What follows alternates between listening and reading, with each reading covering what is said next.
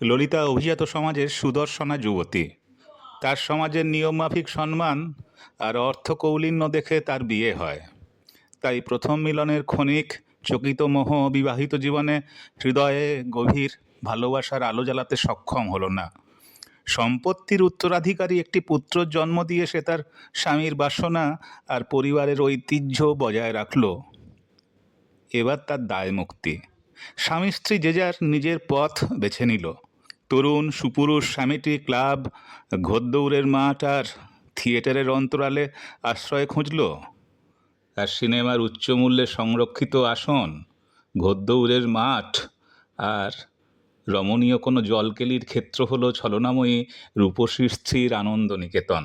মহিলাটি বেড়াতে গিয়ে সেইবার এক উচ্চবংশীয় সুন্দর দর্শন যুবককে সঙ্গে নিয়ে ফিরল।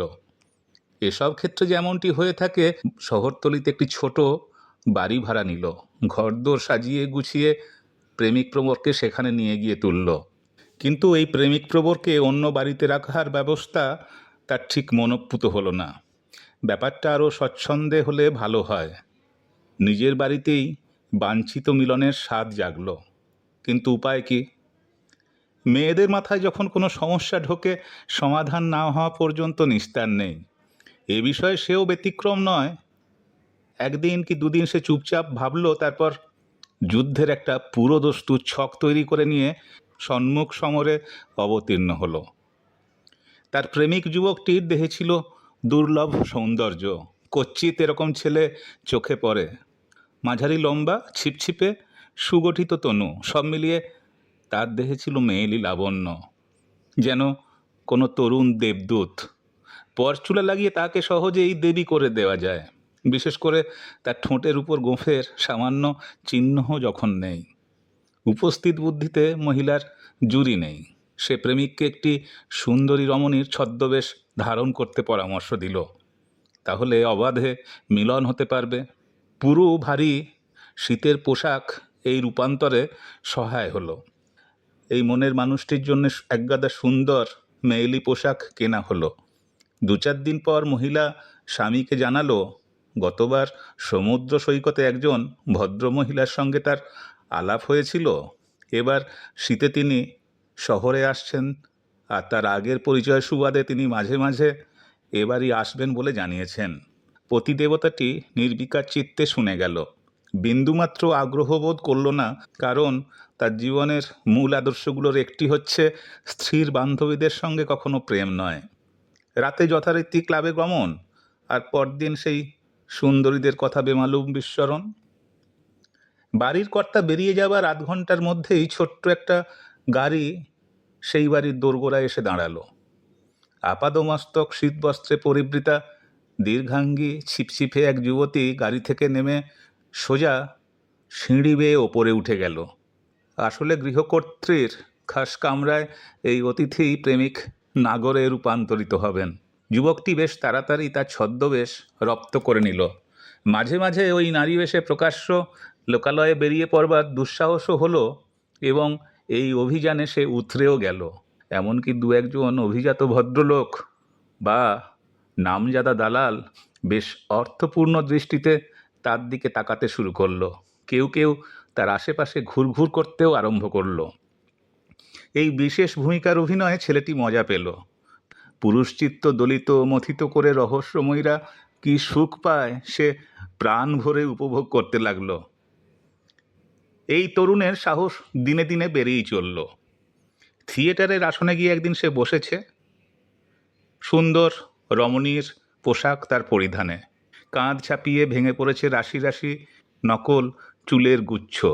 প্রথম থেকেই উল্টো দিকের আসনে উপবিষ্ট এক সুদর্শন যুবক অনবরত তার দিকে অপাঙ্গ দৃষ্টি ছুঁড়ে দিচ্ছিল। ছদ্মবেশী রূপসীর চোখে সুস্পষ্ট প্রশ্রয়, আর তাই লোকটির উৎসাহে জোয়ার এলো। 3য় অঙ্কের শেষে এক চাপরাশিকে ডেকে যুবকটি এই অলিক রূপরানীর কাছে একটি ফুলের তোড়া নিয়ে এলো। তার ভেতরে লুকোনো ছোট্ট এক চিরকুট, পেন্সিলে কটি কথা লেখা, এ বিশ্বে তুমি অনন্যা, শুধু বারেকের তরে তোমার সাক্ষাৎ প্রার্থনা করছি নতজানু হয়ে। চিঠির ওপরের নাম পড়ল আর বিচিত্র হাসি খেলে গেল তার মুখে। রমণীর ছদ্মবেশে থাকা যুবক রমণী সুলভ তার নাম ছাপানো একটা কার্ড বার করে লিখল থিয়েটারের পরে। সেই দূত জবাব বহন করে নিয়ে চলে গেল। একগাদা কাপড় আর রমণীর পোশাকে সজ্জিত যুবক যখন থিয়েটার শেষে গাড়িতে উঠতে যাবে, তখন তার রূপমুগ্ধ প্রেমিকটি নজরে পড়ল। টুপি হাতে নিয়ে গাড়ির দরজা খুলে নতুন প্রেমিকার জন্য সে অপেক্ষা করছে। ছদ্মবেশী যুবকটি মধুমাখা কথায় ভদ্রলোককে মাতিয়ে রাখল, কিন্তু বাসায় পৌঁছবার আগেই নিতান্ত নিষ্ঠুরের মতো সে প্রেমিকটিকে বিদেয় করে দিল। এরপর ছদ্মবেশী যুবকের এক রাতও থিয়েটার বাদ গেল না, আর প্রেমিকের আকুল প্রার্থনাও প্রতিদিনই তার কাছে পৌঁছল। প্রতিদিনের প্রার্থনাই মঞ্জুর হলো। সে রোজই ফেরার পথে বাড়ি অবধি যুবকটিকে সঙ্গ দিত। ভদ্রলোকের এই দুর্জয় সাফল্যে অনেক লোকই তাকে ঈর্ষার চোখে দেখতে শুরু করলো। একদিন ঘটল সেই অঘটন। পরিচিত মহল বিস্মিত, হতচকিত। মহিলার স্বামী তার স্ত্রীর বান্ধবীর ব্যাপারে কখনো কোনো আপত্তি তোলেননি, কারণ তার মনে কোনো সন্দেহ ছিল না। কিন্তু একদিন অসময়ে স্ত্রীর ঘরে ঢুকে তার চক্ষু স্থির। যুগল মূর্তি এমন সোহাগে মত্ত যাতে সব যুক্তিই অচল। ঈর্ষায় ক্রোধে কাঁপতে কাঁপতে তখন মহিলার স্বামী সেই দেওয়ালে ঝোলানো একটা ছোড়া খাপ থেকে খুলে আনতে দৌড়ে গেল। তাই দেখে স্ত্রী বেচারি অর্ধচেতন অবস্থায় খাটের ওপর নেতিয়ে পড়ল।